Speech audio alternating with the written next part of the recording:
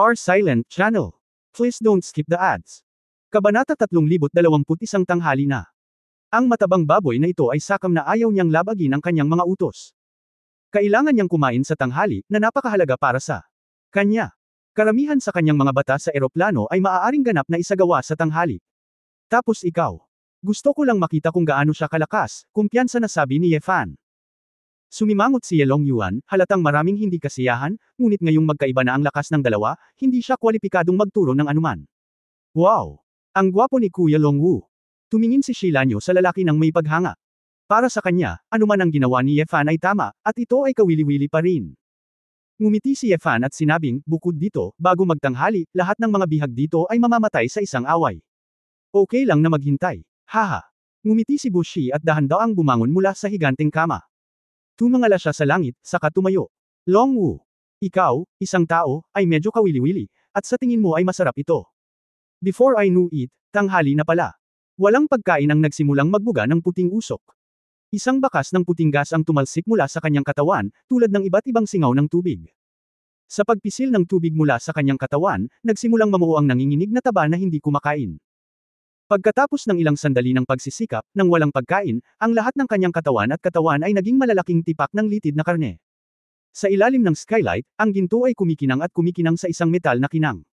Hey! Ibinuka ni Bushi ang kanyang bibig at bumuga ng isang subo ng mataas na temperatura na maputik na hangin, na nagpapakita ng mga ngipin sa loob.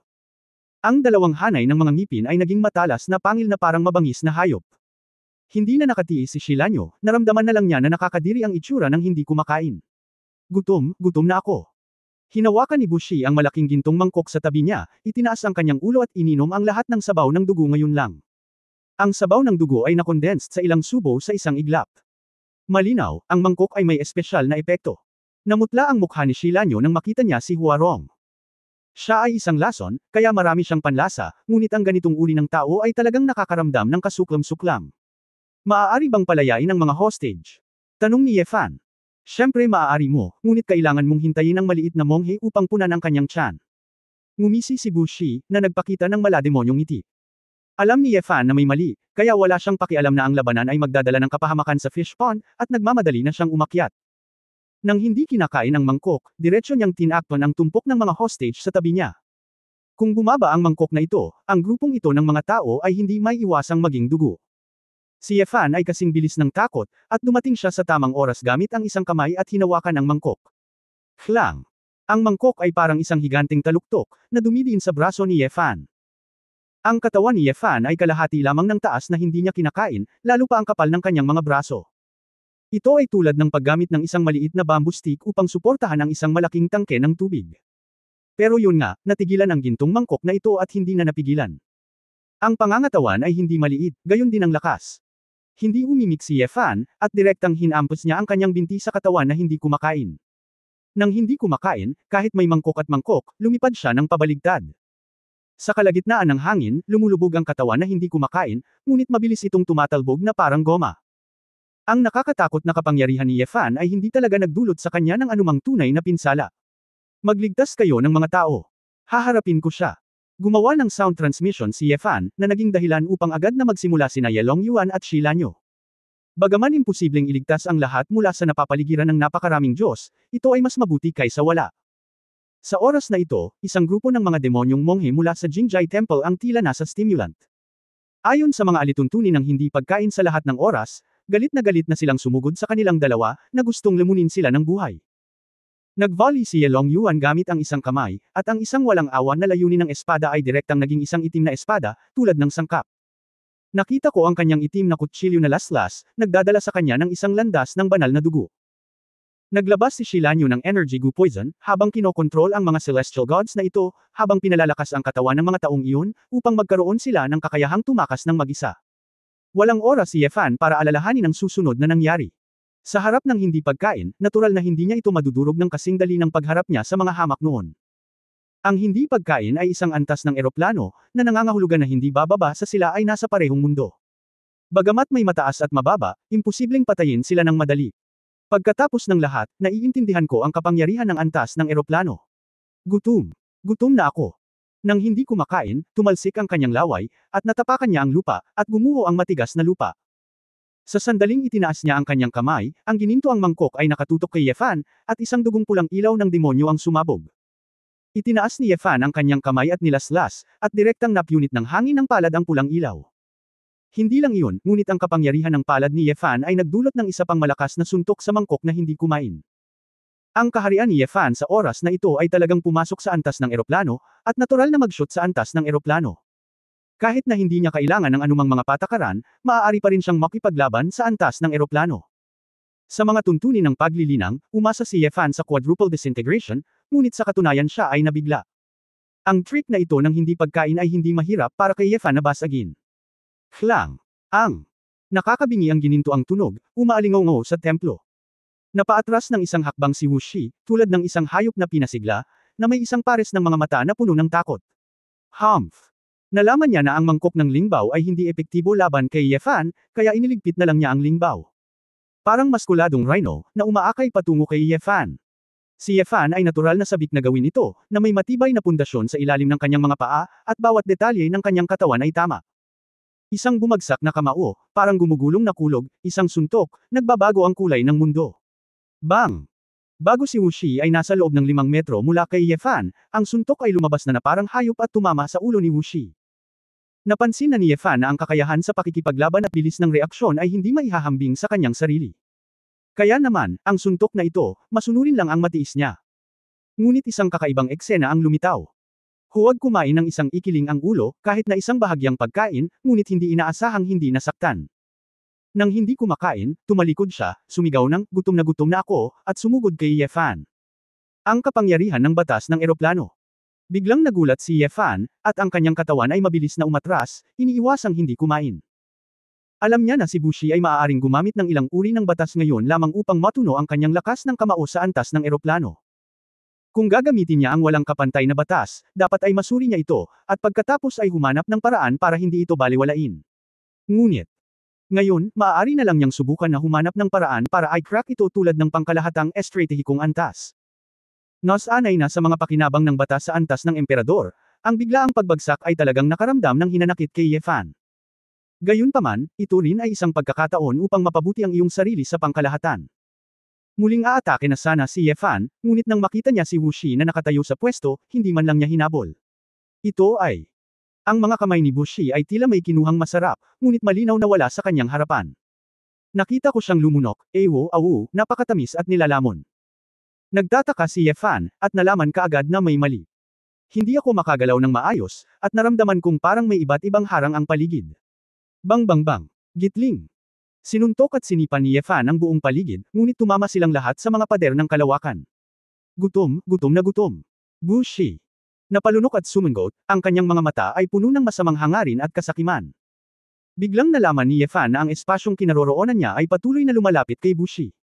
Kung magpapatuloy ito, malapit ka ng lapitan ng walang pagkain. Kumakain ka ng space.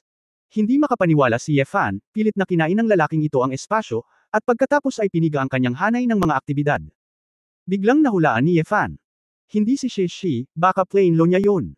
Huwag kumain sa anumang oras ng araw maliban sa tanghalian. Ngunit kapag oras na para sa hapunan, maaari kang kumain ng kahit ano nang hindi kumakain. Ang lakas, pinsala, at maging ang espasyo na natama ni Yefan ngayon, ito. Lahat ng nasa eroplano, makakain niya. Bukod dito, hindi kailanman lumaki ang dila sa monghe na hindi nagsasalita. Makikita na. Kung ito ay kinakain ng pagkain, ito ay ganap na mawawala sa anyo ng mga batas ng eroplano, at hindi na ito mababawi.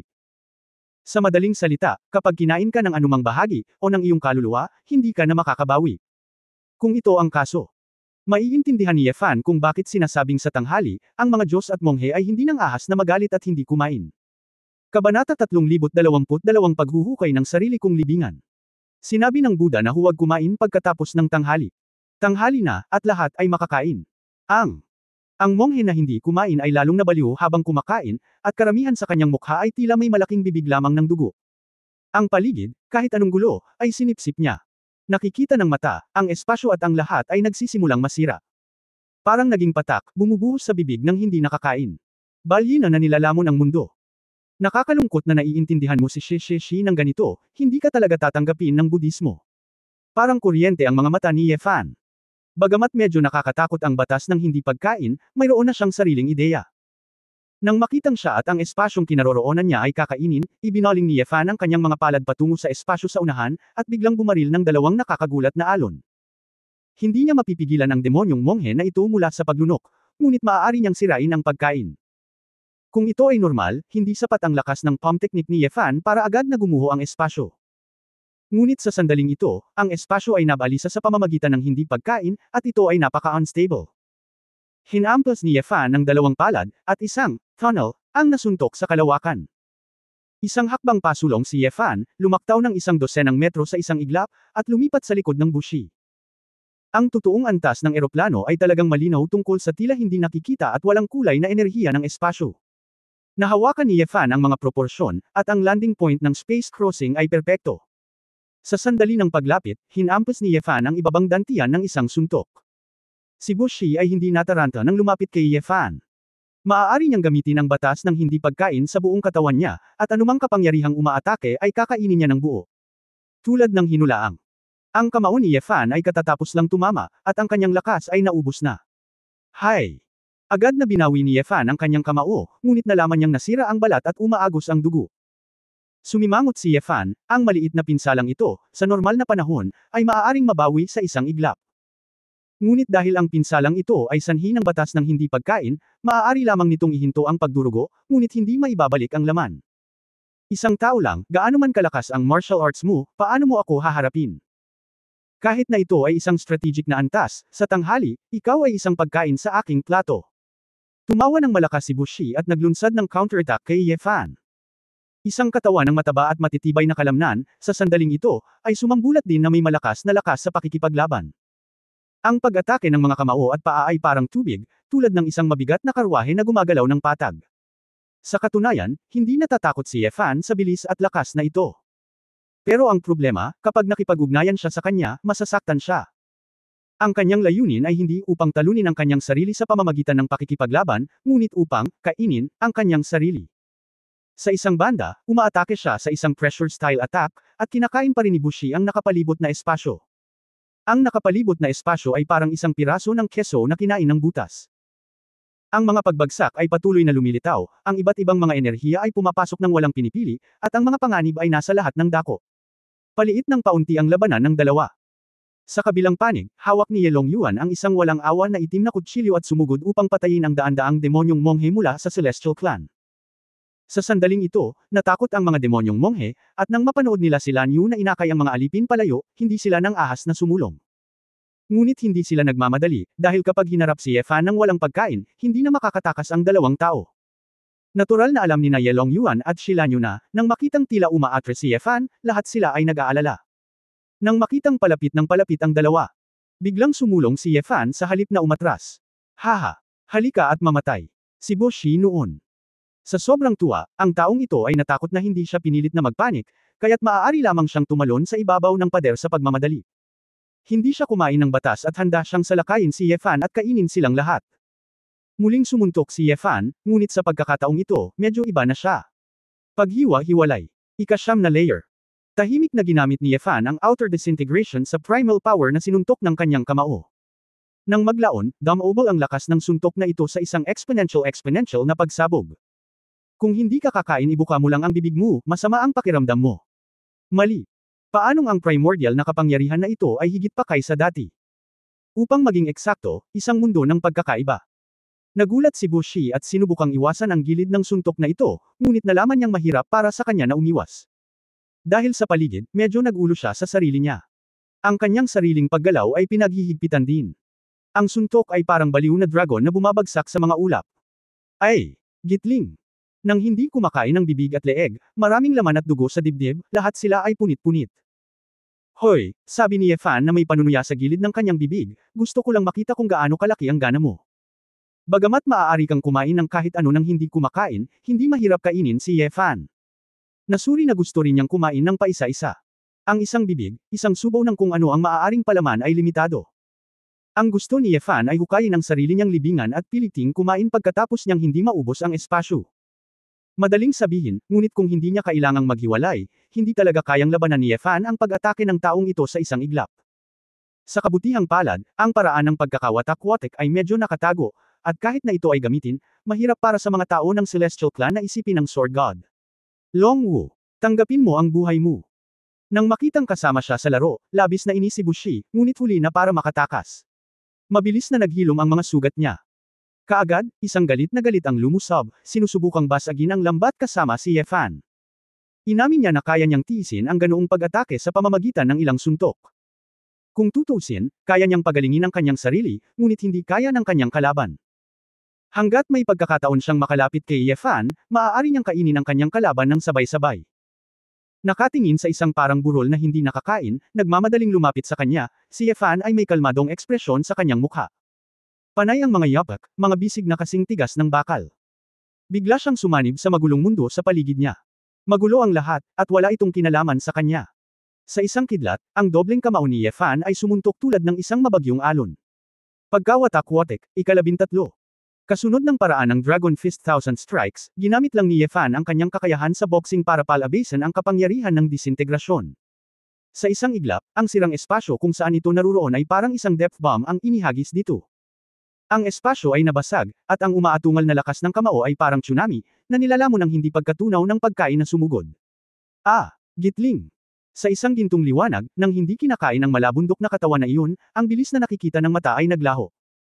Si Ye Fan mismo ay hindi maisip kung anong uri ng pinsala ang haharapin niya sa ika-13 antas ng panlabas na pagkakawatak-watek ng buong lakas ngayong ang ika-4 na antas ng pagkawatak-watek ay magdudulot sa kanya. Karaniwan, ang mga kalaban ng parehong antas ay dapat lamang makaiwas, at walang sinuman ang magiging hanggal na kunin ito. Maliban na lang kung ang kabilang partido ay mayroon ding gayong mapanirang daya. Sa kasamaang palad, walang pagkain ang walang pagpipilian. Pagkatapos ng maikling panahon ng kaguluhan, unti-unting bumalik sa kalmado ang espasyo. Ang sugat sa kamay ni Ye Fan ay ganap ding naghilom. Nawala ang pag-iwas, at nawala rin ang impluwensya ng batas. Nang makita ng isang grupo ng mga demonyong monghe mula sa Celestial Clan ang eksenang ito, sila ay natakot kaya nagkalat sila at tumakbo palayo. Nakatitig si Ye Longyuan sa eksenang ito, hindi makapaniwala. Kung ginamit ni Ye Fan ang kanyang sword intent upang labanan ang gayong labanan, maiintindihan niya, ngunit paano siya magkakaroon ng ganoong kapangyarihan kahit sa kanyang mga kamao at sipa? Hindi kaya si Ye Fan ay nagsasanay lamang ng swordsmanship, hindi lamang sa isang paraan. Tiningnan ni Ye Longyuan ang itim na kutsilyo sa anyo ng enerhiya sa kanyang kamay at pinag-isipan ito. Kabanata 3023 Ano ang nasa mata? Kuya Longwu, gusto mo bang manghuli? Si Shilanyo ay masayang tumakbo. Kalimutan mo na ito, hindi na kailangan, sayang ang oras, sabi ni Ye Fan. Bagamat isang grupo ng mga alipin ng tao ang napatay at nasugatan ng marami, ang mga nakaligtas ay nagsimulang yumuko kay Ye Fan. Maraming salamat sa aking lolo. Maraming salamat sa aking lolo. Hiniling ni Ye Fan na tumayo sila, at pagkatapos ay nakakita siya ng iilan na mukhang mas matanda at nagtanong tungkol sa kanilang pinagmulan. Karamihan sa mga taong ito ay hindi mataas sa cultivation, kahit mga mortal, bakit sila napunta sa Aragon ng Celestial Clan? Nang marinig ko ang resulta, halos pareho ito sa nahulaan ni Ye Fan. Karamihan sa mga taong ito ay nalinlang na pumunta sa Aragon, iniisip na ang kaharian ng mga Diyos at Diyos sa ilalim ng kontrol ng mga Diyos at monghe ay napakaganda. Sa katunayan, talagang kaakit-akit ang panlabas na publisidad ni Aragon. Ang bahagi nito ay dumaan dito. Katulad noong unang dumating si Ye Fan, hindi maipaliwanag na nasaktan niya ang mga monghe dito. Ang ilang may kakayahang tao, pagkatapos sumang-ayon na maging mananampalataya, ay maaari pa ring mamuhay ng ganito. Ngunit ang mga mahihinang ito ay maaari lamang gamitin bilang mga kulis at katayin ng iba. Bengang, pakiusap umuwi na kami. Gusto naming bumalik. Hindi nila kami pinayagan na gamitin ang teleportation array, at sinisingil nila kami, ngunit ikinulong kami sa minahan. Sinabi rin na kami ay mga especially iyan ng Human Alliance, naghahanap ng iba't ibang kaso. Isang grupo ng mga tao ang napaiyak. Karamihan sa kanilang mga bayan ay ilan sa mga mundo ng Human Alliance. Brother Longwu, ito ang iyong mga tao. Tahimik na ipinadala ni Shilanyo ang kanyang boses. Iniisip talaga ni Ye Fan ang tungkol dito, ang moldita na walang pag-iisip na ito, na alisin ang mga taong ito, hindi ba ito ay katulad ng pag-alis ng kanyang kapangyarihan ng pananampalataya? Mukhang hindi lang ang demonyo ang gustong kumain ng cake ng Human Alliance, kundi ang Celestial Race ay tahimik ding nag-aayos. Humanap ka muna ng tirahan, at gagawa ako ng paraan para makabalik ka sa iyong bayan. Nang marinig ito ng isang grupo ng mga tao, agad silang naghiyawan at muling nagpasalamat ng malakas. Dalhin sila kay Master Buyo, napakaraming tao, hindi ko alam kung paano sila dadalhin, sabi ni Ye Longyuan. Bahagyang ngumiti si Ye Fan, buti na lang nahanda siyang mabuti at nakasuot ng space ring bago lumabas. Matapos hayaan ng isang grupo ng mga tao na pumasok sa ring, si Ye Fan at ang tatlo ay pumunta sa templo na binanggit ni Ye Longyuan kanina. Ang templong ito sa bundok ay mukhang medyo desyerto at walang insenso. Gayunpaman, ito ay higit na katulad ng isang lugar para sa paglilinis ng Buddhist. Mukhang may mga monghe pa mula sa Celestial Clan, seryoso ba sila sa pagbibigay pugay kay Buddha? Sabi ni Shilanyo. Anumang lahi ay mabuti o masama, at ang Budismo ay natural na pareho. Akala ko iyon. Ang kaharian ng Aragon ay hindi itinayo ng ganoong uri ng demonyong monghe. Ito ay. Kaya lang hindi tama ang upper beam at baluktot ang lower beam. Umiling si Yelong Yuan at bumantong hininga. Sumimangot si Ye Fan sa sandaling ito, huwag kang magsalita dito. Oo, tumanggo si Yelong Yuan. Paano ang mga tao? Tanong ni Ye Fan, at napagtanto ni Yelong Yuan na may mali. Ang kamalayan ay natangay, at walang mga tahimik na monghe dito, tanging ilang mga tao na bata at monghe. Amitaba. Lumabas ang isang matandang monghe sa templo na may mabait na mga mata at mabait na mga mata, nakasuot ng kulay abong patch robe. Ang ilan sa wakas ay bumalik. Master Lycan, paano si Master Buyo? Tanong ni Yelong Yuan. Hindi pa nagtagal. Ay kinuha ng Zen Master Watchang, ng templo ng Aragon. Ano? Napapikit si Ye Fan, ang templo ng Aragon. Ang templo ba ng monghe na si Yixin? Eksakto, ang pinakamataas na kapangyarihan ng bansang Budista ng Aragon, ang templo kung saan personal na nakaupo ang monghe na si Yixin. Si Zen Master na si Watchang ay isa sa 4 na dakilang Vajra. Ang isa sa kanila ay alagad din ng Diyos monghe na si Yixin, ang pinagkakatiwalaang tao. Bumantong hininga si Monk Lukhen, kusang lumakad si Buyo kasama ang Panginoong Zen na si Watchang upang protektahan ang templo. At hindi gumawa ng anumang pagtutol. Paano ba naman kasi ang laking kaguluhan dito, paanong walang reaksyon si Yixin? Saglit na nagsisi si Yelong Yuan, hindi mo dapat pinabayaan si Master Wuyo. Sinisi ni Ye Fan ang kanyang sarili, dapat ay maaga kong dinala ang lahat sa Space Ring. Kuya Long Wuo, hindi kita masisisi. Kahit na hindi mo kunin si Master Buyo, ang isang iyon ay kukuha ng iba pang mga hostage. Katulad ng isang ito, hindi ba mabilis kang nagtitipo ng isang malaking grupo ng mga alipin ng tao? Gusto lang nila there is a way to force you to come, galit na sabi ni Shilanyo. Tama ang iniisip ni Ye Fan, kalimutan mo na, gusto ko pa rin talagang makausap si Yixin. Gusto mo talagang hanapin si Yixin? Natigilan si Yelong Yuan. Ang 3 korona ng Celestial Clan ay hindi magsasama-sama ng ilang sandali, hindi ba't ito ay medyo nakakalungkot? Nakangiting sabi ni Ye Fan. Dahil si Yixin ay naglakas loob na gawin ito, dapat siyang maging handa, at may impermanent sa paligid niya, mataimtim na sabi ni Yelong Yuan. Paano magkakaroon ng one-on-one na magandang bagay sa mundo? Walang pakialam na umiling si Ye Fan. Sa katunayan, pagkatapos niyang makilala si Monk Buyo, may naisip siyang plano. Dahil si Yixin ang mag-isa na pumunta sa pinto, iyon talaga ang gusto niya. Ibig sabihin, ang pagpapatahimik sa monghe ay medyo nagagalit si Ye Fan. Bukod dito, ang impermanence ay direktang dumating dito, na nagpapahiwatig na ang buhay ng mga mahihirap na bata na ito at ang mabait na mga monghe ay nasa kanilang mga kamay na. Kung gusto niyang baguhin ang lahat ng ito, walang pakialam si Ye Fan na hugasan ang buong dugo ng Aragorn kung kinakailangan. Ang mga mata ni Ye Fan ay kumislap ng malamig at mayabang na kulay. Amitaba. Saglit na tumingin kay Ye Fan ang Monk Lycan, at biglang nagsabi, ang buhay ay parang nasa gitna ng mga tinik. Kung ang puso ng isang tao ay hindi kumikilos, ang mga tao ay hindi gumagalaw ng padalos-dalos, at kung hindi sila kikilos, hindi sila masasaktan.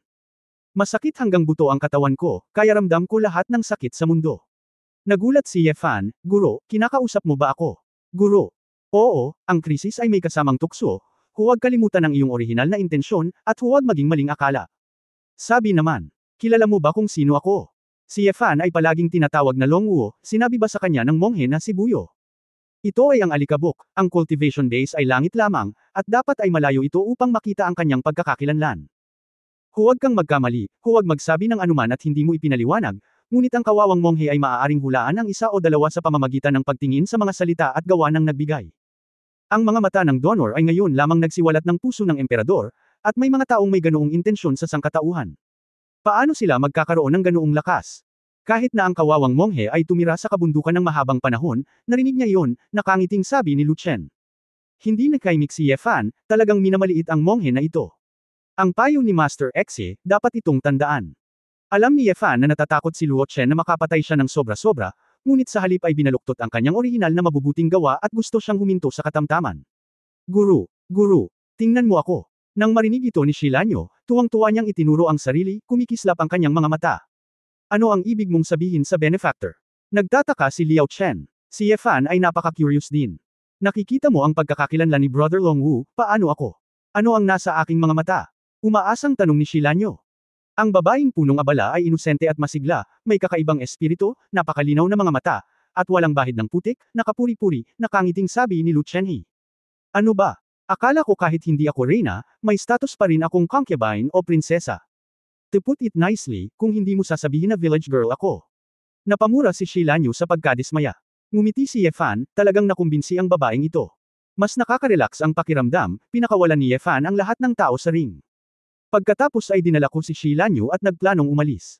Hindi mo kailangang pumunta, sabi ni Ye Fan sa kanya, nang makitang susunod na si Ye Longyuan. Bagaman si Buyo ay matandang kaibigan ng aking ama, siya ang aking matalik na kaibigan. Kailangan kong umalis, matigas na sabi ni Ye Longyuan. Nang marinig ito ni Ye Fan, hinayaan na lang niya ito, at dumiretso ang tatlo sa templo sa tuktok ng kabisera. Kabanata 3024 na Yixin. Bagamat malaki ang kabisera ng Haring Aragon, umabot ito ng wala pang kalahating araw sa bilis ni Ye Fan. Ang templo ng mga Diyos at monghe ay napapalibutan ng libu-libong mga spherical na templo, malaki at maliit. Ang bawat templo ay nakatayo na may estatwa ni Buddha. Ang higanteng gintong templo sa gitna ay pambihirang solemna at sagrado. Kung si Ye Fan ay hindi pa nakapunta rito noon, siya ay mamangha. Ngunit ngayon na alam ko na kung anong uri ng magandang lugar ang Aragorn, kung ano ito, at kahit napakiramdam ko ay may baho ng katiwalian sa lahat ng dako. Tila alam niyang darating si Ye Fan, at sa loob ng 10 milya, naririnig niya ang tunog ng Sanskrit na umaalingaw-ngaw sa buong lugar ng Aragon SA Temple. Tila tinatanggap ang mga bisita, ngunit sa katunayan ito ay mas katulad ng isang uri ng kahangahangang pang-aapi.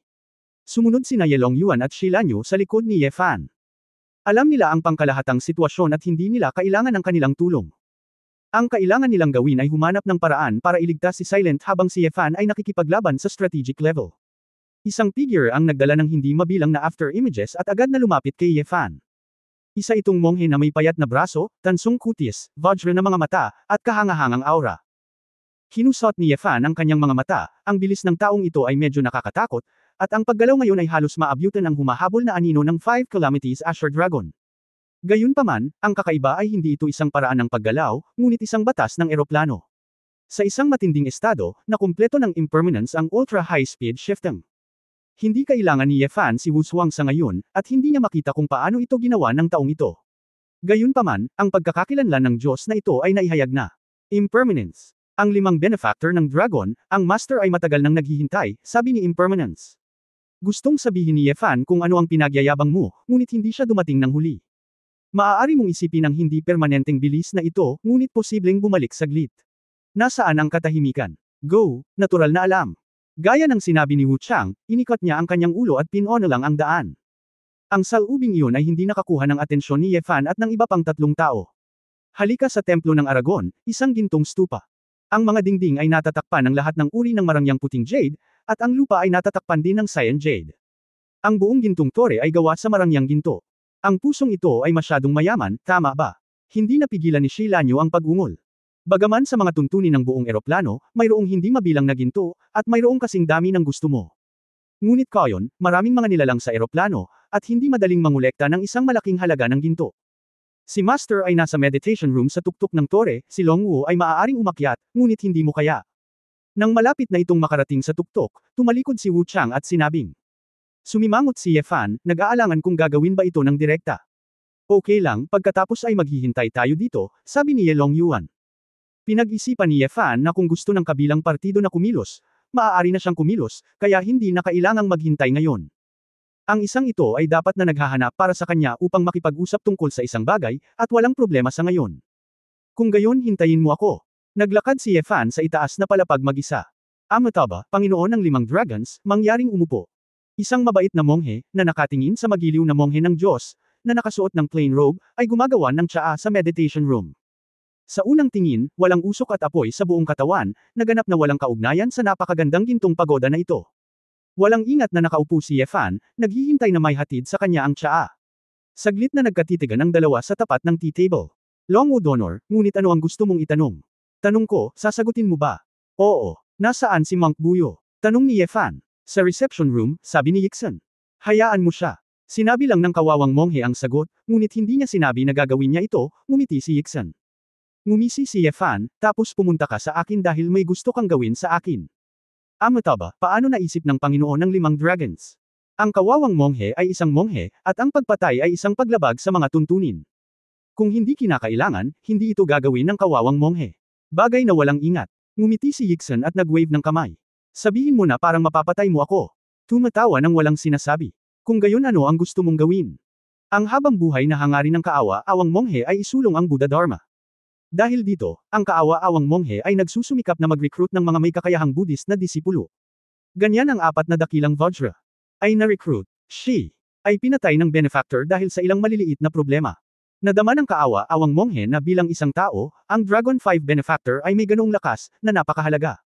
Kung maaari, umaasa ako na ang Dragon 5 benefactor ay magbabalik loob sa aking Buddha sa halip na hindi kumain, at maging isa sa apat na dakilang Vajra. Nakangiting nakatingin sa harap. Hindi alam ni Yefan kung tatawa o iiyak, gusto mo akong i-recruit. Pinapatay kita at hindi kakain, napakarami sa iyong mga disipulo, hindi mo ako pinakikitunguhan, ngunit gusto mong mag-recruit. Hindi ako pupunta sa impyerno, kung sino ang pupunta sa impyerno, ang buhay at kamatayan ay reincarnation, hindi kailangang maging masyadong tiyaga. Yixan, ikaw din ang triple crown ng God Clan, na nagbigay sa iyo ng kumpiyansa na gumawa ng isang imposibleng kahilingan. Nakaramdam ng kakaiba si Yefan. Longwu Donor, bakit sa tingin mo imposible ito? Anong mga alalahanin ang mayroon ng donor? Tanong ni Yixan sa halip. Iba ang paraan, at hindi namin pinaplano ang isa't isa. Anong paraan ang sinusunod ng benefactor? Tanong ni Yixan. Kung ikukumpara sa iyo, natural na sinusunod ko ang tamang landas, sabi ni Yefan.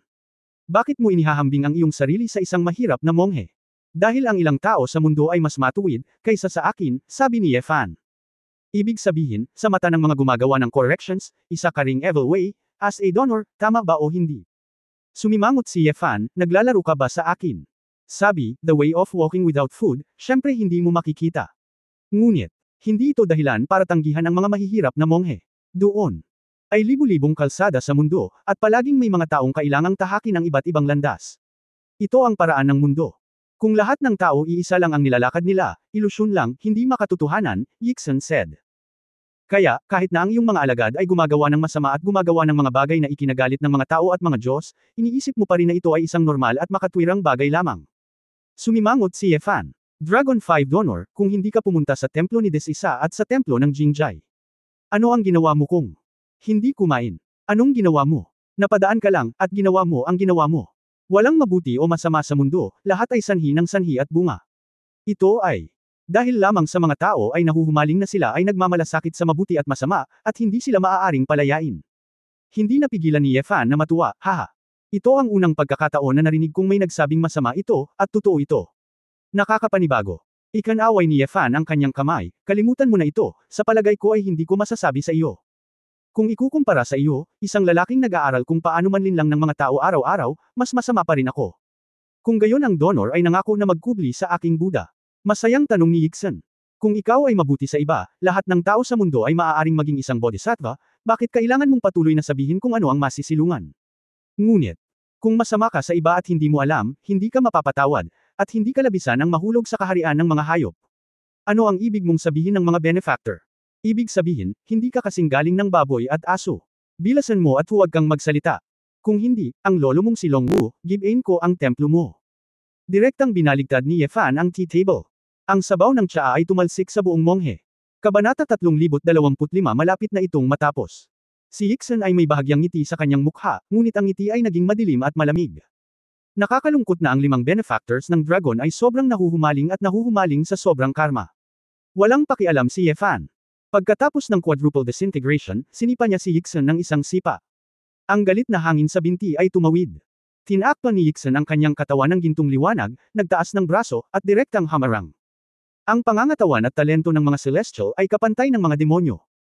Kaakibat ng mataas na antas ng paglilinang, ang Buddhist martial arts na ginagawa ng paalang sa loob ng 10,000 taon ay matagal nang inaatake ng mga ordinaryong primitive na puwersa, na maaaring baliwalain. Kahit na masira ang quadruple, hindi ito masusulit ni Yefan. Bang! Ang mga dekorasyon sa nakapalibot na meditation room ay nabasag ng hangin. Bahagyang gumalaw si Yixan, ngunit mariin itong hinarangan.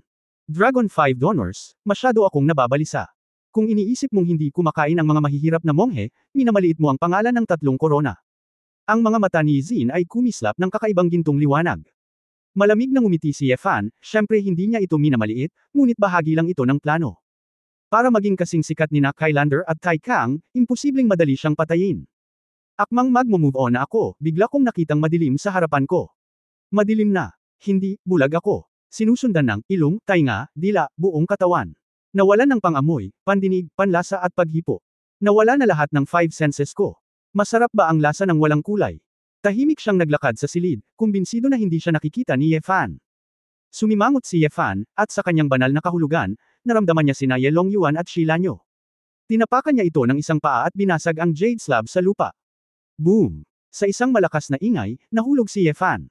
Nandito ako para pigilin ang dalawang master at apprentice, at manatiling tahimik sa pakpak. Pumunta ka sa kanya. Tandaan, protektahan mo muna ang iyong sarili. Sa sandaling bumaba si Ye Fan, direktang ipinadala niya ang kanyang boses sa kanilang dalawa. Bagamat medyo nag-aalala sina Ye Longyuan at Shi Lanyo, alam din nila na wala silang pagpipilian. Kung tutusin, wala silang kinalaman sa strategic level. Nang makitang direktang lumipad ang dalawa mula sa bintana ng pagoda, handa nang magsimula ang impermanence. Ngunit si Yixin ay hindi nagmamadali, at habang nililinis ang mga nakakalat na set ng tsaa, itinuro niya, impermanence, huwag pansinin ang 2 taong iyon, sapat na ang ibang Kaitian disciples. Nilingon ni impermanence ang kanyang ulo, tumingin kay Ye Fan, at ngumisi ng masama. Guro, hindi mo siya dapat pagkaitan ng semilya, tao lang ito, at kasing dali ng palad mo na patayin siya. Sundin mo ang utos mo. Biglang iniunat ni impermanence ang isang malaking bronze na kamay na may payat na mga daliri, ngunit parang bakal. Pinindot ng hinlalaki at gitnang daliri ang hintuturo, at napuputol ang hintuturo. Ramdam ni Ye Fan ang paggalaw na ito mula sa kanyang kamalayan. Gayunpaman, hindi niya lubos na naiintindihan kung bakit ganito ang impermanence. Hanggang, ang daliring ito ay lumabas. Biglang naramdaman ni Ye Fan na medyo nakakatakot ang mga galaw ng impermanence. Ang kanyang paggalaw, sa napakaikling panahon, ay nakumpleto sa isang instant na pagbabago, at walang intermediate trajectory. Ang bawat aksyon ay isang tuloy-tuloy na teleportasyon. Nawala ni Ye Fan ang kanyang pisikal na kulay na paningin sa oras na ito, kaya maaari lamang siyang umasa sa kanyang banal na sentido upang hatulan ang tilapon ng taong ito. Sa kabutihang palad, malaki rin ang mental power ni Ye Fan. Bagamat bingi at bulag siya sa ngayon, malinaw pa rin niya itong nakukuha. Bang bang bang. Gitling. Sa paligid ng katawan ni Ye Fan, tila lumitaw ang isang multo, patuloy na umaatake sa kanyang mga vitals sa isang baluktot na bilis. Ang mise-en-scene ng pag-atake ay tunog, dahil ito ay masyadong madalas, ay ginagawa itong tunog ng isang kulog sa mga ordinaryong tao. Sa isang kisap mata, hindi na mabilang ni Ye Fan kung ilang atake ang kanyang nalabanan. Mayroong hindi bababa sa daan-daang mga trick. Ha! May bakas ng interes sa mga mata ni Wu Chang, sa mga martial artist na nakilala mo sa iyong buhay, ang iyong martial skills ay kabilang sa nangungunang 3. Nagkibit balikat si Ye Fan, isa pang tanong, sino ang top 2? Siyempre ang maliit na monghe at ang master. Pagmamalaki ni impermanence. Kung gayon ay hindi ako sumasang-ayon, sabi ni Ye Fan. Makikilala mo na agad. Bago siya matapos magsalita, impermanence ay isa pang snap. Sa pagkakataong ito, mas mabangis ang impermanence offensive. Gamit lang ang bilis, hindi talaga nagpanik si Ye Fan. Ang pisikal na reaksyon ng quadruple disintegration ni Ye Fan ay hindi rin maabot ng mga ordinaryong tao. Ngunit ang impermanence ay pumutol sa walang kulay na estado ni Ye Fan, at nag-iwan ng maraming multo sa paligid niya na may primitive na kapangyarihan. Ang katotohanan ay mali, nakakagambala sa paghatol ng kamalayan ni Ye Fan. Pagkatapos gumawa ng higit sa 100 sunod-sunod na galaw, talagang nagkamali si Ye Fan. Bang! Si Ye Fan ay tinamaan ng kutsilyo sa likod, at ang kanyang katawan ay lumipad palabas.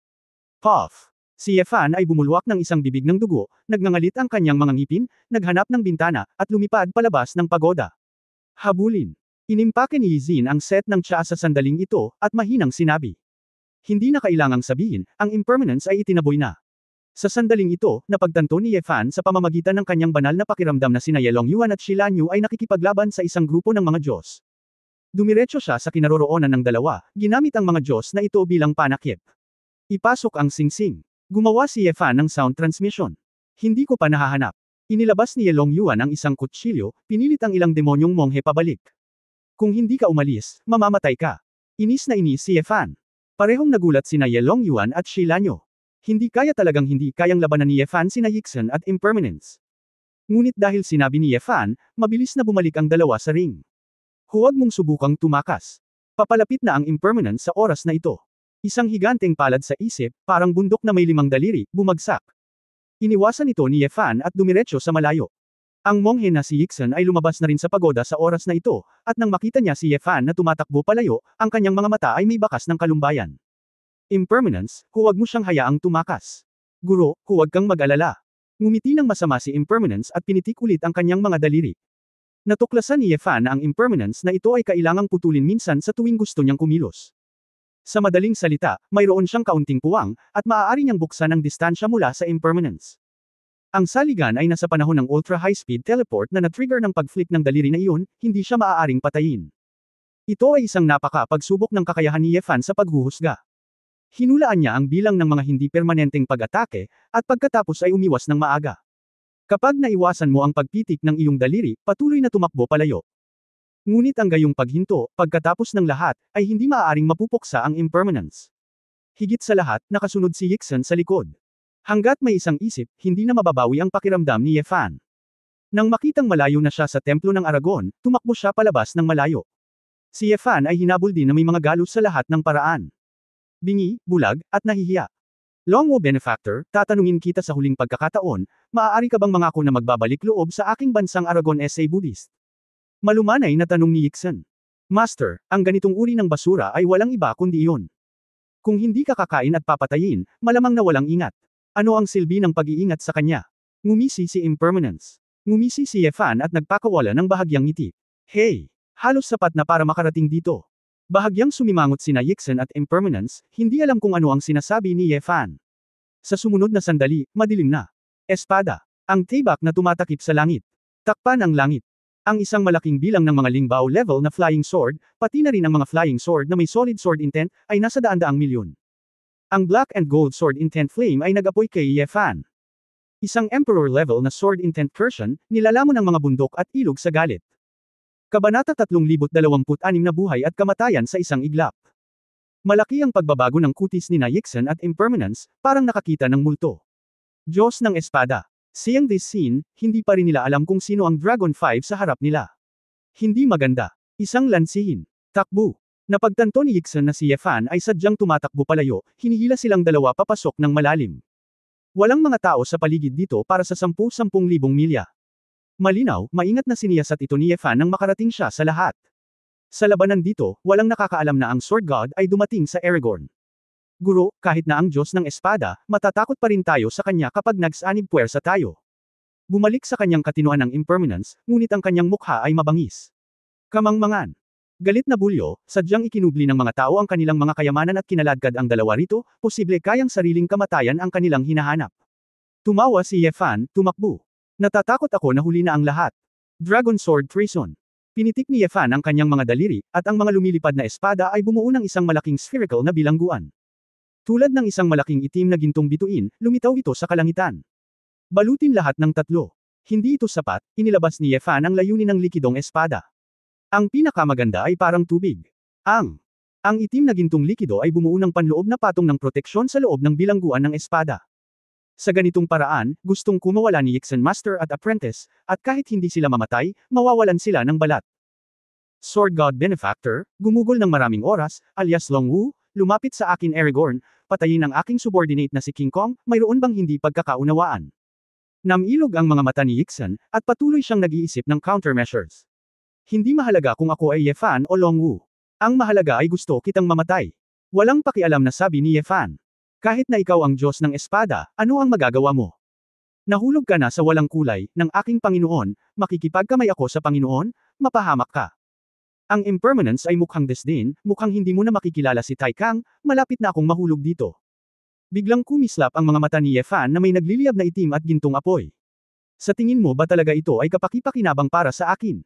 Si Yefan ay walang pag-aalala sa oras na ito, at isinaaktibo ang walang kapantay na batas. Sa sandaling ito, makikita na ang batas ng eroplano ng isang isip at impermanence. Bumalik na rin ang deprived form ng aggregate. Napakawalang katwiran, gaano ka ng ahas na hamakin ang monghe. Ang impermanence ay nag-aalab sa galit, at ang kanyang kakayahan ay direktang tumaas sa sukdulan, at ang kanyang buong katawan ay tila nababalutan ng isang layer ng malaking gininto ang balat. Agad na kapanganakan at kamatayan. Pinitik ng isang daliri ang impermanence, at muling nag-teleport ang figure. Ngumisi si Yefan at direktang na-control ang kanyang espada. Ang langit ay puno ng hamog na nagyelo. Libu-libong lumilipad na mga espada ang bumubuo ng mga sinag sa paligid ni Yefan at lumipad pabalik-balik. Tulad ng daan-daang makakapal na sapot ng gagamba, na ginagawang death trap ang paligid. Dong, dong, dong. Gitling. Tanging ang tunog ng hindi mabilang na mga espadang tumutusok sa katawan ng maririnig. Ang impermanence ay direktang bumulwak ng dugo, at ipinaku sa hadlang ng liquid sword intent ni Phaegian.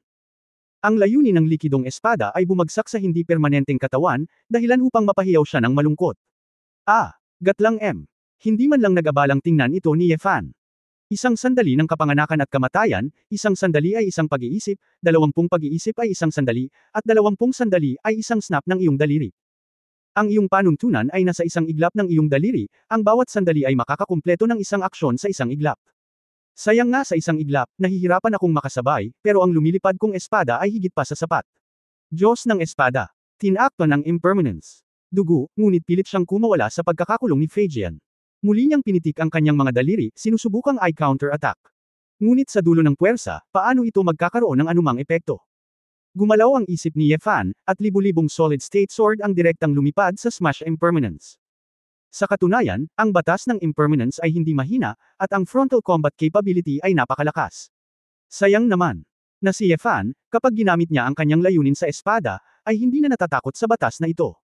Ito ay, mas nakakatakot pa ang patayin ng ganun kabilis. Ang lalaking nasa harapan ko, mayroon man o walang sword intent, ay hindi talaga kalaban ng parehong level. Yixen, iyong batas, kinuha lang ang color essence ko. Kung hindi ako nagkakamali, maaari mo pa bang alisin ang iba pang pinagsama-sama? Nakangiting tanong ni Yefan.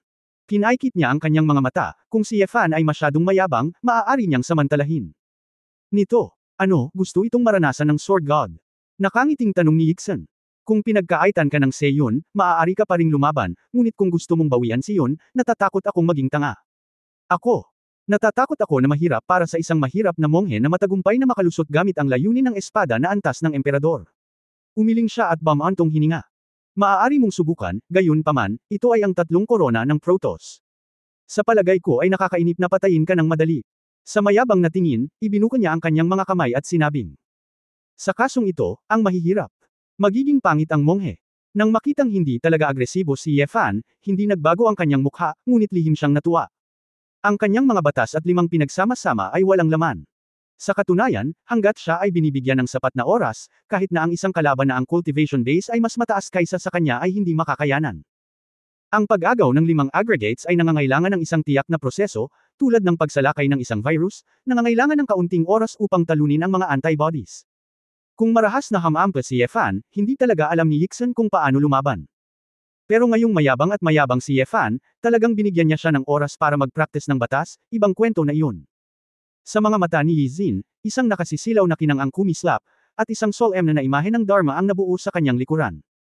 Ang 5 pinagsama-sama ay walang laman. Nakita ko ang Dharma sign na nakaunat ang isang kamay, at ang kapangyarihan ng hindi mabilang na mga batas ay nabuo sa paligid ni Yefan. Hindi alam ni Yixen na galit na near record ni Yefan ang lahat ng pagbabago sa mga batas na nakita niya. Nakikita ko. Nakangiting sinabi ni Yefan, sinasabi ng Heart Sutra, nakikita na ang 5 pinagsama-samang walang laman, iligtas ang lahat ng pagdurusa. Ang 5 pinagsama-sama ay walang laman, na siyang pinakamataas na estado ng Budismo. Ngunit ang Heart Sutra ay tumutukoy sa 5 walang sariling katangian sa mga pinagsama-sama. Ang kalikasan nito ay kawalan ng laman, ngunit ang hitsura nito ay makikita, Yixen. Ngumiti, Donor, gusto mo bang talakayin si Zen sa mga mahihirap na monghe dito? Ito ay isang salita para sa emptiness, kaya naman maaari kang makatakas sa pintuan ng kawalan. Ngunit ang batas ng eroplano na ginagamit mo, ang tinatawag na 5 pinagsama-samang ay walang laman, ngunit sa katunayan, ang 5 pinagsama-samang anyo, pakiramdam, pag-iisip, pagkilos at kamalayan ay lahat ay nakumpirma. Kung ang lahat ng bagay sa mundo ay walang laman, lahat ay walang laman, walang 5 pinagsama-sama, saan nagmula ang iyong batas? Gayunpaman, sinasalungat mo ang iyong sarili, na sinasabi na tumatakas ka sa pintuan ng kawalan ng laman, ngunit umaasa sa 5 pinagsama-samang mundong ito. Sword God's benefactor, may comprehension talaga siya. Haha. Hindi yata walang laman ang 5 pinagsama-sama mo, puro walang kwentang pag-agaw ng material at espiritu. Hindi katakataka na ang iyong mga alagad ay pawang mga tulisan, at ikaw pala ang pinuno ng mga tulisan. Diyos ng espada. Bulag at bingi ka na sa oras na ito, at hindi magtatagal, wala ka nang mararamdaman at wala kang mararamdaman. Nalaman ni Yixen na gumagana ang kanyang batas, at isang malaking bato ang nahulog sa kanyang puso. Sa wakas, hinamak niya ang kanyang malakas na kaaway at binayaran ang presyo. Ganun ba? Nakalimutan ko bang sabihin sa iyo? Walang pangalawang batas sa harap ko. Hinimok ni Yefan ang wuswang sword intent na direktang kunin ang mga bulag na mata, ilong, tainga at iba pang pandama. Kahit na ang panuntunang ito ay hindi lahat ay detalyado, ngunit si Yefan ay sapat na upang huwag pansinin ito. Paano ito posible? Ang masungit na tingin ni Yixan ngayon lang ay naging takot. Maaari mong baliwalain ang batas. Kabanata 3027. Si Yefan ay masyadong tamad na magsalita ng walang kaparirikan, itinaas ang kanyang kamay at nagpatawag ng libu-libong solidong lumilipad na espada. Langit na lihim na dragon crossbow, libu-libong absolute. Ang Wushuang Qinglong sword intent ay naging libu-libong beam. Sa isang puso at mga kamay na magkasama, isang kalasag ng liwanag ng Buddha ang lumitaw sa kanya. Sa isang iglap, ang isang isip ay parang Vajra Arhat. Dong dong dong. Ang espada at crossbow mabibigat na artillery na nabasag sa higanteng kalasag, tulad ng bala na tumatagos sa baluti. Ang higanteng kalasag ay naduroj nang hindi nakaharang ng ilang beses. Sa hitsura ng kawalan ng pag-asa sa kanyang mukha, ang mapanirang kapangyarihan ng layunin ng espada na ito ay hindi kapareho ng antas ng martial skills ni Yefan ngayon. Hindi. Gatlang M. Kinilabutan siya, ngunit hindi siya makatakas. Ang espada at pana na sumunod ay diretsyong tumusok sa kanya. Kahit na ang tatlong korona ay may kanya-kanyang merito, ang frontal combat capability ni Yixan ay halatang hindi kasing husay ng iba pang dalawa. Mula sa kanyang mga batas, makikita ni Yefan na ang taong ito ay magaling sa mapanlinlang na panlilinlang.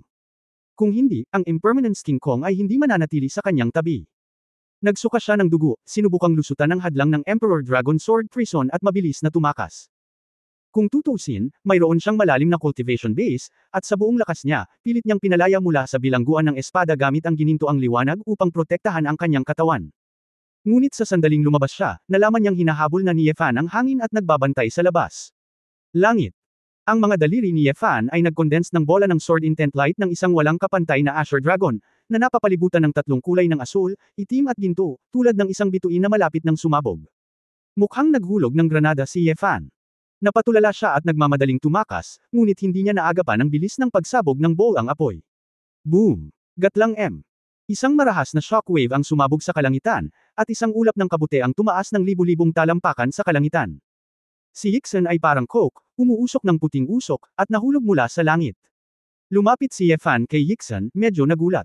Ang aking martial arts ay kulang sa apoy, ngunit ang aking espada ay hindi nahihiya. Hindi ka pinatay ng ganoong pag-atake, at hindi ako karapat-dapat sa iyong triple crown. Gayunpaman, kung iingatan mo ito ay magiging isang problema pagkatapos ng lahat. Sa pagpapatuloy, napaluha siya, nahihirapang ikinulong ang mga palad sa harap ng dibdib. Nasaktan sa sarili, hindi mabubuhay, amataba. Itinaas ni Yefan ang kanyang kamay nang hindi nagpapakita ng anumang awa, at isang bolang apoy sa langit ay muling namuo sa dulo ng kanyang hintuturo.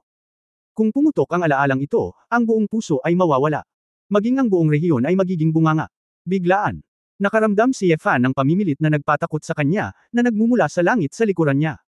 Paglingon ko bigla, nakita ko ang isang gintong Buddha na biglang lumitaw sa langit. Tinakpan ng gintong liwanag na Buddha ang kalangitan at tinakpan ang mga ulap, nakatayo sa lupa. Ang dakilang Buddha ay solemna at sagrado, nang walang galit at katwiran sa sarili, isang higanteng palad ang bumagsak, na parang ang langit ay gumuho. Ang pakiramdam na ito ay naantig ng mundo, nang makita ni Yefan si Yekyun na naglagay ng inkstone ding armor. Nakuha ko na. Bagamat hindi maramdaman ni Yefan ang anumang nakamamatay na aura mula sa higanteng Buddha na ito, para maging ligtas, itinapon pa rin ni Yefan ang kalangitan sa hangin. Kinuha ng Buddha ang langit gamit ang isang kamay at kinurot ito ng dalawang daliri. Para bang piniga ang kanyan, at nagkaroon ng kaunting pagsabog, kaunting berdeng usok, at pagkatapos. Walang nangyari. WHO. May isang figure na papalapit sa kanyang likuran na may maltong aksyon. Mabilis na inikot ni Yefan ang kanyang ulo at umatras ng ilang hakbang sa parehong oras. Sa hindi kalayuan, isang matandang monghe na nagulat sa kanya ang nagdala sa malubhang na sugatan na si Yixan ng mahigit 10 metro ang layo. Bahagyang bamantong hininga ang matandang monghe, kumuha ng hilang elixir, at ibinigay kay Yixan. Master Lycan. Ang monghe na ito ay ang abot ng malalim na templo ng bundok na kumuha ng mga bata ng tao at tumulong sa tahimik na monghe, Lycan. Amataba. Tumayo si Liu Ochen at nakiusap kay Yefan, Master Ye, alam na ng aking nakababatang kapatid na nakagawa siya ng maraming kasalanan. Maaari bang ibalik siya ng kaawa-awang monghe sa pintuan ng kanyang amo, mula noon, ang sinaunang Buddha ng Qingdeng, anuman ang mga gawain sa mundo, ay mabubuhay. Nakahiga sa kama ng marinig ito ni Yixan sa lupa, bumagsak ang mga luha. Senyor na kapatid. Tila may libu-libong salita, ngunit mahirap sabihin. Magkapatid kayo sa iisang sekta. Kumislap ng liwanag sa isip ni Yefan. May mga bagay na akala ko kakaiba noon, naiintindihan ko. Kakaiba rin ang kanyang nakita na kahit na ang maalikabok na templo ay nasa malalalim na kabundukan at kagubatan, hindi ito sapat upang itago ito sa pagkain. Huwag mong pag-usapan ang ginagawa ng monghe, kahit nakatago, pero tulala ba ang templo ni Des isa? Ang mga halimaw ba ay kumakain o hindi kumakain ng mga bata, at ang pag-uugali ng mga tahimik na monghe, hindi ba talaga nila malalaman? Hindi isang buwan o dalawa, ngunit maraming taon. Ang punto ay nang pumunta si Watch ang King Kong sa templo ni Chen, walang ibang ginawa, kundi kinuha lamang ang monghe na si Wuyo. Makatuwirang dahilan na ang hindi permanenteng karakter ay hindi ganoon kahusay na nagsasalita. Ngayon, naintindihan na ni Ye Fan. Itong Chen Chen pala ang totoong unang tao sa Aragon. Napansin lang ni Ye Fan na siya ay nasa langit, malinaw naman, dahil hindi ito sapat para makita siya. Master Lycan, sa tingin mo ba ay kayang bitawan ng iyong nakababatang kapatid ang lahat at tuluyang makatakas sa walang laman na pinto? Tanong ni Ye Fan. Si Hickson ay inampon ng kanyang guro sa pamilya mula pa noong bata pa siya, at siya ay orihinal na anak ng mahirap na buhay. Siya ay nagdusa ng labis na naisip niyang gamitin ang Budismo upang iligtas ang mga tao. Siya, lumabas na mag-isa, at ang kanyang orihinal na layunin ay gumawa ng mabubuting gawa. Pero, unti-unti, naisip niya na ang Budismo ay mahirap, walang batik at hindi kaakit-akit. Hindi kayang iligtas ng mundo ang mga karaniwang tao. Kaya naman ang kasalukuyang Aragon SA Buddhist na bansa ay may sariling mga templo. Sa mortal na mundong ito, si Hickson mismo ay unti-unting nawala ang kanyang tunay na pagkatao. Minsan ko siyang kinukumbinsi, ngunit hindi niya ito pinakinggan. Ngayon, nakikita ng kaawa-awang monghe na siya ay nagkamali. Napabuntong hininga si Lycan, bago maupo ang guro, sana maprotektahan ko ang nakababatang kapatid minsan, bigyan siya ng pagkakataon, at bigyan siya ng pagkakataon. Sana ay payagan ito ng donor na si Ye. Sa kakayahan ng master, kung gusto ko siyang protektahan, natatakot akong hindi ko siya mapatay, mapait na ngumiti si Ye Fan. Senior na kapatid. Si Hickson ay tila nakabawi ng kaunti sa sandaling ito, tumayo, at ang kanyang mukha ay namutla. Marami akong kasalanan sa puso ko, nahihiya ako sa mga turo ng aking guro, at babalik ako sa pintuan ng aking guro ng walang mukha, kuya, bumalik ka. Minsan sinabi ng aking guro, kung ang isang mabuting tao ay gustong maging isang Buddha, kailangan niyang dumaan sa lahat ng uri ng paghihirap at panganib. Sabi ni Dust. Nawala sa isip. Guro, hindi ako sumasang-ayon, sabi ni Ye Fan. Ano sa tingin mo, Master Ye? Tanong ni Liao Chen. Kung mas mahirap para sa isang mabuting tao na maging isang Buddha, ito ay magiging masyadong hindi patas. Lahat ng tao sa mundo ay itinuturing na isang kontrabida, kaya hindi ba sila sa halip ay kukuha ng shortcut? Donor, ang mga tao ay nabubuhay habang buhay, ang mga damo at mga puno ay nahuhulog, at ang lahat ng mga kaluluwa ay dumating sa mundong ito, at ang kanilang huling hantungan ay natukoy na. Kung sa tingin mo ay mamamatay ka ng maaga o huli, bakit nilalanghap ang hangin ng mundong ito? Ang paggawa ng mabubuting gawa at pagiging Buddha ay pareho, hindi para sa iba, kundi para sa iyong sarili. Mahirap man o delikado, o sumunod lang sa uso, tulad nitong paghinga, ano ang masama? Natigilan si Ye Fan. Sa mahabang panahon, pinagtawanan ni Ye Fan sa sarili niya, na para bang iyon ang nangyari. Halimbawa, bakit kailangan niyang magpumiglas at gumawa ng napakaraming bagay na tila walang pasasalamat? Iligtas man ang mundo o ipagwalang bahala ang mga karaniwang tao, makasarili o walang pag-iimbot sa totoo lang, walang dapat guluhin. Ang pagpili na mamuhay sa mundo ay upang maranasan ang lahat ng uri ng kagalakan at kalungkutan, kaya bakit mag-abala sa napakaraming pakinabang at pagkalugi? Gawin. Huwag kalimutan ang iyong orihinal na intensyon, maaari kang palaging maging pare-pareho. Pinagdikit ni Ye Fan Kai ang kanyang mga kamay, alalahanin ang gurong nagtuturo, nakikinig sa mga salita ng guro, nakinabang ako ng malaki. Ang kaawa-awang monghe ang gustong magpasalamat kay Lord Ye, maaaring bitawan ang aking nakababatang kapatid na lalaki, si Amitabha Buddha, same time na sabi ni Lukhen. Iniisip na talagang pinakawalan siya ni Ye Fan. Amitabha Buddha, ang tagapagbigay ng Diyos ng Espada, alam ng maliit na monghe na siya ay puno ng karma, at hindi ng ahas na makialam sa mga gawain ng mundo. Kaya lang sa teritoryo ng Aragon, kapag nawala ang munting monghe, hindi may iwasang magdulot ng kaguluhan ang natitirang dalawang malalaking brilyante at ang mga abot ng mga templo. Sa oras na iyon, mangyaring bigyan ng higit na pansin ang donor, at huwag hayaang masira ang buhay sa Aragon. Noong una ay naisip ni Ye Fan na babalik siya sa templo at aayusin ang ilang bagay. Kung gayon, mag-aalala si Ye Fan na ang taong ito ay hindi pa ganap na nagsisi, ngunit nahuhumaling pa rin sa kapangyarihan. Ngayon parang may nararamdaman talaga siyang pagsisisi. Hindi na kailangan, ang bansang Aragon SA Buddhist na ito ay pinamamahalaan pa rin ng mga Diyos at monghe ng buong puso, nakangiting sabi ni Ye Fan. Natigilan siya. Naguguluhan din ang alikabok. Sa sandaling ito, nagbago ang mukha ni Ye Fan, at agad siyang naging isang walang pag-iisip na tingin. Amitabha, pinagdikit ni Ye Fan ang kanyang mga kamay at mapaglarong ngumiti. Kabanata 328 naghahanap. Saglit itong tiningnan nina Liao Chen at Hickson, at biglang may naintindihan. Amitabha, good. Tumango si Lu Chen, kaya nakahanda na ang donor. Sinabi ni Ye Fan, Master Lycan, bagamat malakas ka, kung pipilitin kong patayin ang iyong nakababatang kapatid, maaaring hindi mo siya mapanatili. Kahit na si Yixin at ang kapangyarihan ng pananampalataya ay hindi pa ganap na ginagamit, ang antas ng pagbabagong ito sa dami ay hindi maaaring magkaroon ng malaking epekto sa kinalabasan ng labanan. Parang si Yefan at Liu Ochen ay walang kapangyarihan ng pananampalataya, ngunit hindi sila kapantay ni Yixin. Ang batas na ang lahat ng 5 pinagsama-sama ay walang laman ay walang silbi kay Yefan, at ang walang kapantay na asul na dragon ni Yefan ay mas mataas sa kalidad kaysa sa kabilang partido. Marahil ay hindi kayang talunin ni Yefan si Chen, ngunit, naghahanap ng pagkakataon para patayin si Yixin, may tiwala pa rin si Yefan. Sinabi ng kawawang monghe na ito na ang huling pagkakataon para sa junior at junior na maging monghe at hindi magsisinungaling, nakangiting sabi ni Monk Lukhen. Sa mga salita ng Panginoon, gamaan ang loob ko. Sigurado si Yefan na ang ganitong uri ng tao ay hindi magsasalita ng walang kaparirikan. Lumabas din sina Ye Longyuan at Shilanyo sa mga oras na ito, natulala sila, ngunit hindi nila inaasahan na si Chen pala ang tunay na, manghirong nagwawalis. Master Lycan, hindi ko talaga inaasahan na magiging ligtas at maayos tayo sa lahat ng oras, salamat sa iyo. Nagpasalamat si Ye Longyuan.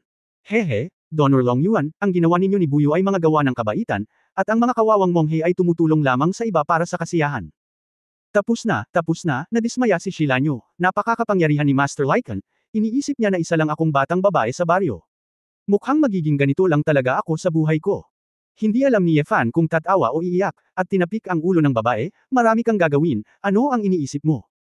Hehe, Kuya Yefan, naging one-sided ka na ngayon, kaya magpapanggap ba akong impermanent King Kong? Nagmamadaling iwinagayway ni Yefan ang kanyang kamay at sinabing, hindi na kailangan, naging napakapangit mo, natatakot akong magkaroon ng psikolohikal na anino. Ang impermanence ay itinuturing na pinatay ni Long Wu, at pagkatapos ay tumakas si Long Wu, at ito na ang katapusan ng bagay. Ayaw sabihin ni Yefan na patay na si Long Wu, at ang pagkakakilanlang ito ay magiging kapaki-pakinabang pa rin sa hinaharap. Buddha Amitabha, tila lahat ng mga planong ito, si Donor Ye ay nakapagdesisyon na. Sa kasong ito, ang kawawang monghe ay hinalinhan.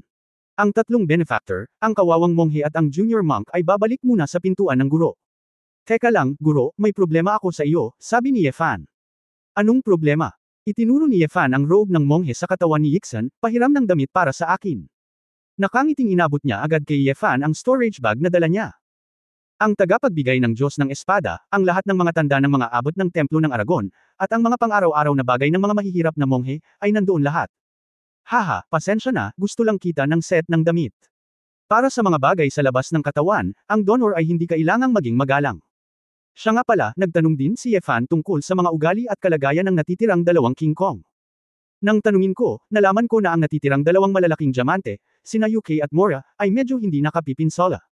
Sa pangkalahatan, siya ay isang seryosong monghe pa rin, na may ilang mga pribadong libangan, ngunit hindi nasaktan ang pagsasanay. Bukod dito, ang templo kung saan ito matatagpuan ay malayo, kaya walang gaanong intersection noong nakaraan, kaya hindi ito mahirap itago. Nang malaman ang lahat ng ito, gamaan ang pakiramdam ni Yefan. Hindi siya natatakot sa paghihimagsik, ngunit nadama niya na ang pagpatay sa lahat ng 4 na dakilang hari ay labis na makakasakit sa sigla ni Aragorn. Umalis ang 2 dakilang monghe, nagpanggap si Yefan na buong puso, isinuot ang kanyang damit ng mga monghe, at nagmamadaling bumalik sa templo ng Aragon. Sa parehong araw, pinakawalan ni Yefan ang tahimik na monghe, at hiniling sa kanya na pumunta sa pagoda upang makipag-usap ng palihim. Naisip ni Muyo na siya ay papatayin, na may ekspresyon na itinuturing ang buhay at kamatayan bilang mga lumulutang na ulap. Makikita na nag-transform na si Yixin bilang Yefan, at matagal na siyang hindi nakaka-recover. Matapos malaman ang katotohanan, mapait na ngumiti lang si Monk Buyo, bamantong hininga na ang Sword God ay siya pa rin ang Sword God, na palaging makakagawa ng mga aksyong nakakasira ng mundo. Master Buyo, kahit na kaya kong magpanggap bilang si Yixin, imposibleng manatili ako dito ng matagal. Susunod, kailangan ko pa rin ang iyong tulong sa pamamahala ng Buddhist na bansa ng Aragon. Saglit na natigilan si Monk Buyo, at sinabi niya, Hidehineng, isang kaawa-awang monghe. Ang mga abot ay hindi mas mahina kaysa sa mga kaawa-awang monghe. Bagamat gumaling na ang dila ni Monk Buyo, hindi pa rin niya ugali ang pagbuka ng bibig. Hindi mo kailangang mag-alala tungkol dito, mananatili ako sa Aragon ng ilang araw upang alisin ang mga hadlang para sa iyo. Mabilis na iniutos ni Yefan na ipatawag niya ang mga abot ng mga templo sa ilang pangunahing lugar sa Buddhist na kaharian ng Aragon. Sa harap ng lahat, inihayag ni Yefan na ang pagkamatay ng di pagkain at impermanence ay nagparamdam sa kanya na ang ilan sa mga templo sa Aragorn ay masyadong dekadente at hindi isang pangmatagalang solusyon. Sa makatuwid, nagpasya siyang gamitin ang monghe na si Buyo upang palitan ang posisyon ni Bushi at magsagawa ng mga reforma. Ang pangunahing bagay ay ang hindi pagkakapantay-pantay ng lahi sa teritoryo at ang mausok na kapaligiran ng iba't ibang mga templo. Sa kumperensya, natural na lumitaw ang ilang mga tinek, na iniisip na ang Monk Buyo ay isang tao at hindi kwalipikadong palitan si Buyo. Nagpakita ng kamay si Yefan sa lugar at gumamit ng walang kulay para gumawa ng ilang abot ng Open Heaven Realm, masyadong natatakot para maglakas loob na magsalita pa. Sa katunayan, ang 5 pinagsama-samang ginaya ni Yefan ay walang laman, at maaari lamang niyang alisin ang 2 pinagsama-samang anyo at tanggapin, at medyo mahirap maabot ang pinagsama-samang pangunawa. At dahil hindi ito bihasa, mahirap itong gamitin sa mga laban sa antas ng eroplano. Gayunpaman, sapat na ang simpleng pakikitungo sa mga Open Heaven Realms na ito. Si Mora at UK, ang 2 dakilang brilyante, ay nag-aalinlangan noong una, ngunit nang makita nila ang batas, hindi na nila ito pinag-isipan.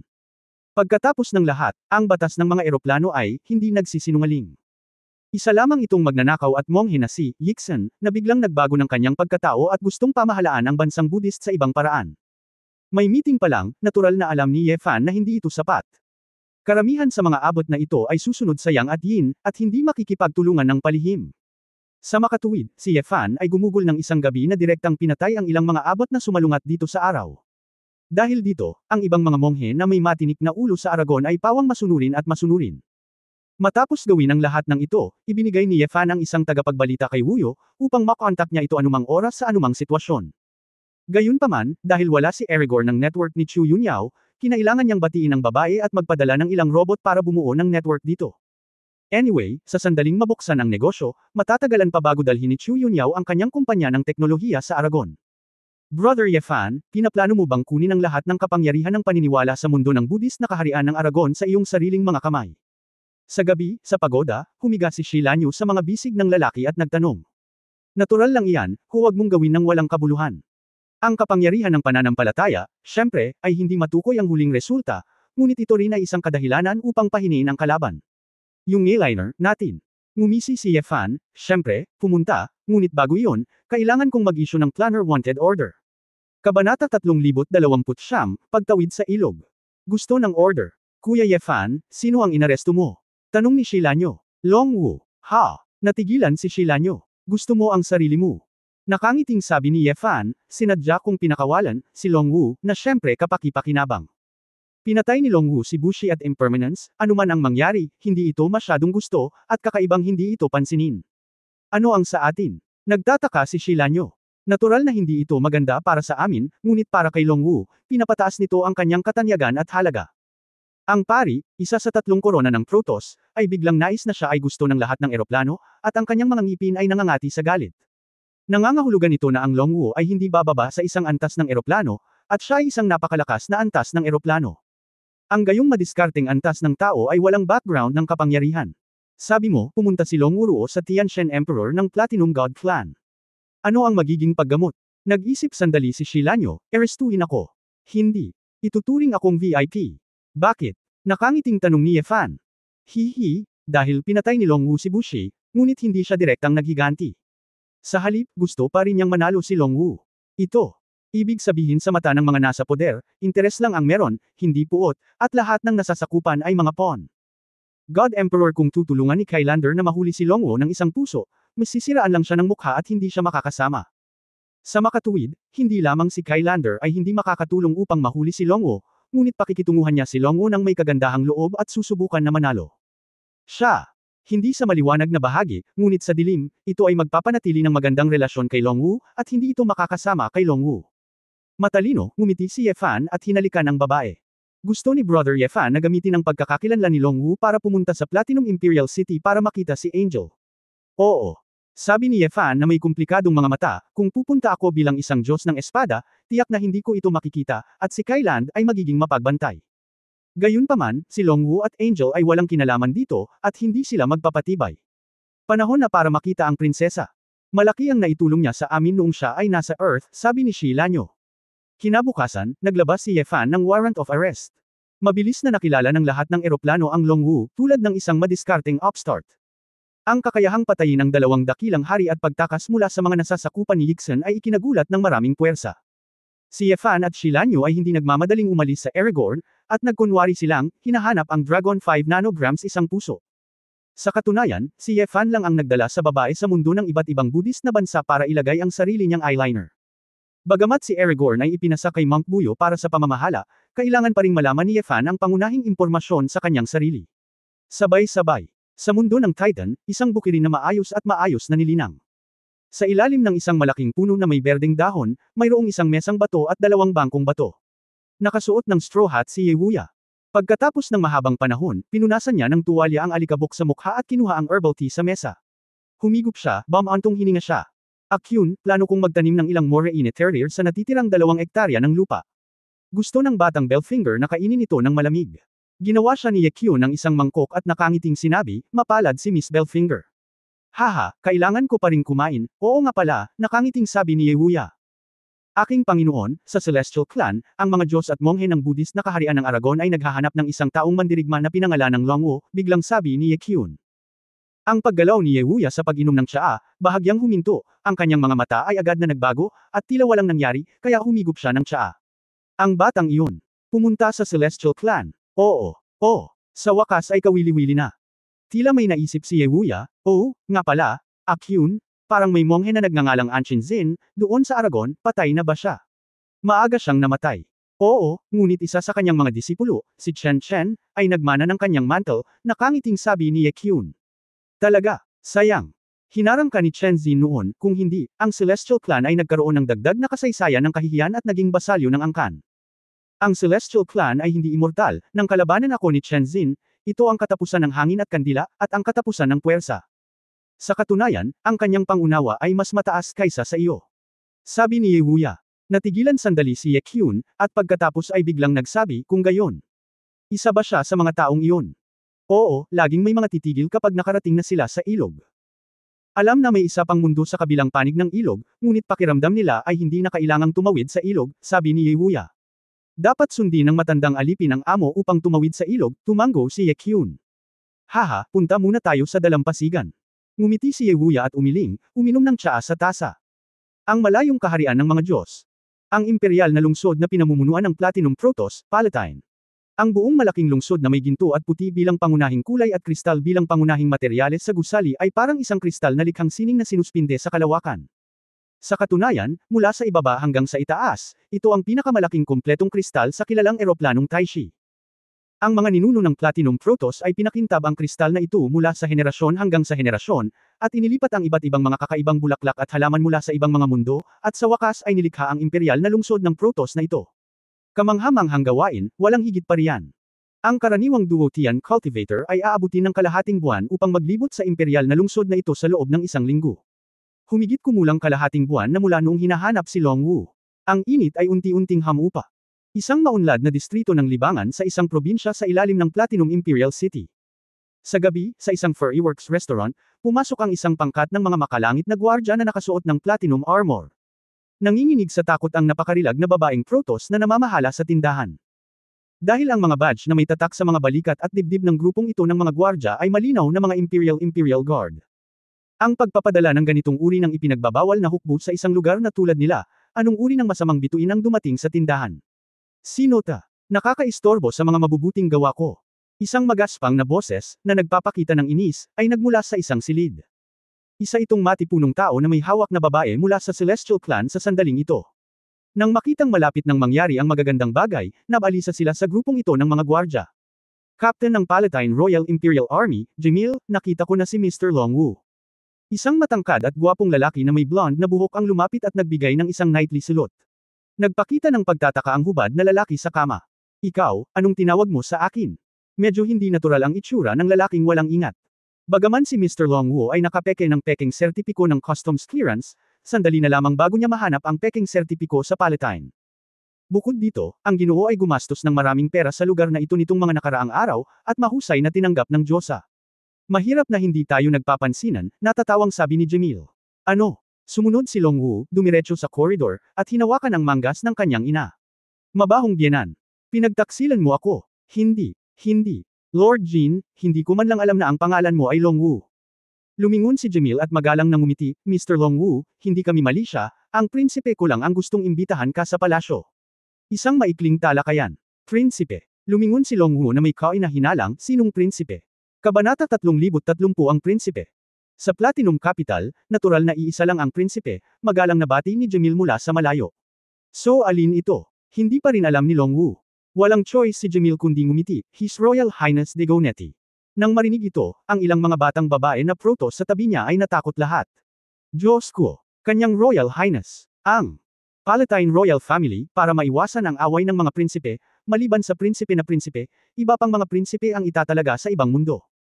Maliban kung ang prinsipe ay gumawa ng isang bagay na hindi kasiya siya, kung hindi, napakahirap para sa ibang mga prinsipe na magkaroon ng pagkakataong bumalik sa kabisera ng imperial bago umakyat sa trono ang prinsipe. Siyempre, ang paghalili ng prinsipe ay isang mahabang proseso. Pagkatapos ng lahat, ang mga Diyos ay may mahabang buhay, at karamihan sa mga emperador ng Diyos ay madiskarte. Sa makatuwid, kung ang alinman sa mga prinsipe ay pumasok sa estratehikong antas ng maaga at pinalitan ng prinsipe, marami sa kasaysayan.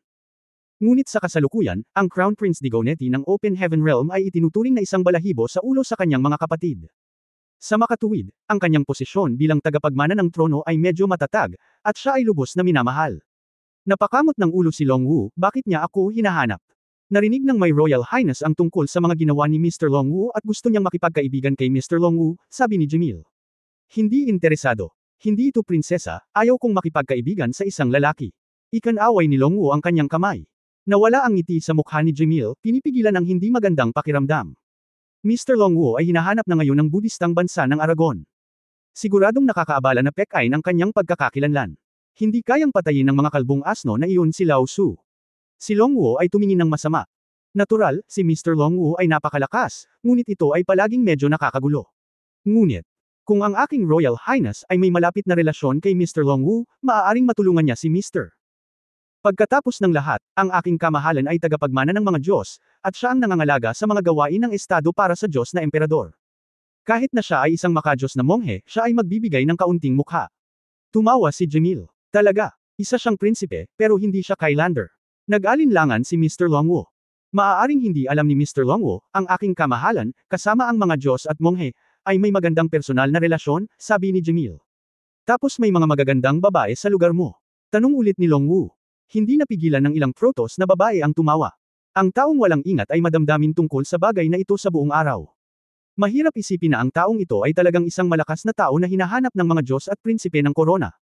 Walang pag-aalinlangan ng ngumiti si Jamir, kung may anumang pangangailangan si Mr. Longwu, sigurado akong tutugunan ng kanyang Royal Highness ang iyong mga pangangailangan.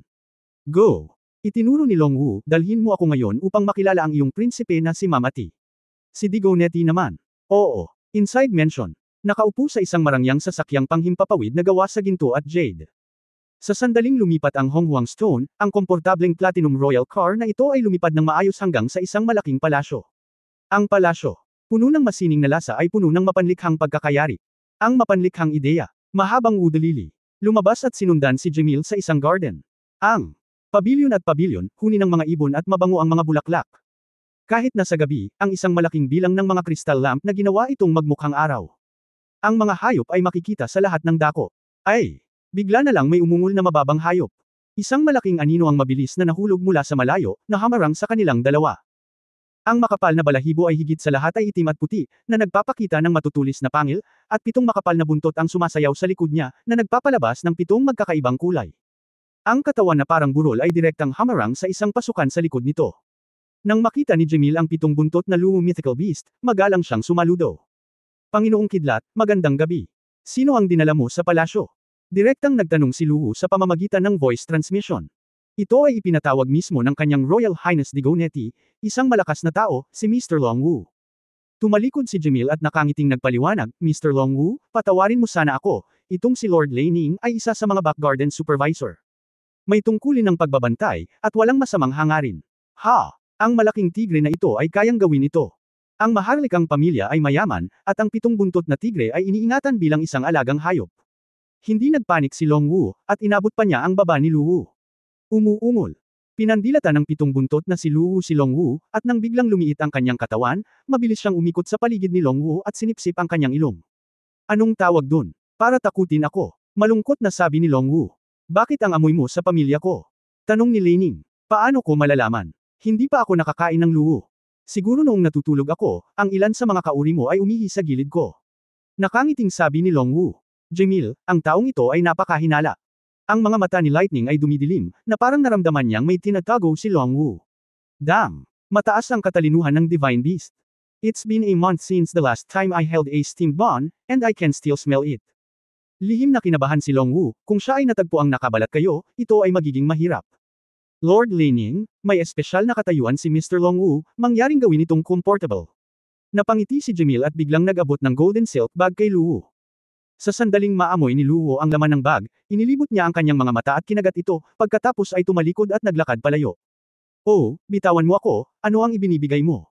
Mata ko ba sa pera ang mythical beast na ito? Tanong ni Long Wu. Hehe, Mr. Long Wu, huwag kang magkamali, si Lord Lightning ay hindi ganoong klase ng cheesy mythical beast. I just sent some rare jerky from spirit beasts, not a bribe, natatawang sabi ni Jamil. Nyet, jerky. Hindi nakaimik si Long Wu, iniisip na ginagawa ni Luo ang kanyang nararapat na pagsusumikap, kaya gusto niyang manloko ng karne. Ang mga hayop sa mundo ay karaniwang itim. Tila, gaano man karami ang mga dulo, ang kalikasan ay mahirap baguhin. Biglang nakaramdam ng kaginhawaan si Long Wu. Hindi pala sa sarili niyang feng shui problem, ganoon din sa mga hayop ng ibang tao. Kung iisipin mong mabuti, tama ka, kung tutuusin, ang mga alagang hayop ay mga alagang hayop, at ang mga mababangas na hayop ay mga hayop. Sa sandaling nakalabas si Kidlat, ang hardin sa likod ay hindi nakaharang. Hanggang sa isang marangyang palasyo. Isang gwapong lalaki na may mahabang blonde na buhok na nakasuklay sa likod ng kanyang ulo, nakasuot ng jade crown, at isang damit na ginto at pilak, ang nagpinta sa silid. Sa painting, ito ay isang magandang babae na mukhang isang platinum protos, kasing ganda ng jade. Nagulat si Long Wu nang makita niya ang magandang babae sa painting. His Royal Highness Digonetti, Mr. Long Wu is here. Nako, salamat sa pagsusumikap mo, Jamil, umatras ka muna. Tulad ng iniutos. Sa sandaling umalis si Jamil, tanging sina Digonetti at Long Wu lamang ang naiwan sa pag-aaral. Gayunpaman, ang buong paligid ng palasyo ay halatang mahigpit na binabantayan. Mr. Long Wu, naiintindihan mo ba ang pagpipinta? Si Digonetti ay may magiliw na ngiti sa kanyang mukha, walang kakaibang pakiramdam, na parabang isa siyang mabuting kaibigan na nakilala siya sa loob ng maraming taon. Hindi ko maintindihan ang pagpipinta, ngunit gusto ko ang batang babae na ito. Hehe. Pinunasan ni Long Wu ang kanyang laway habang tumatawa, tumirek ang kanyang mga mata. Pagtatapos ng kabanatang ito, for more update, click on the notification bell.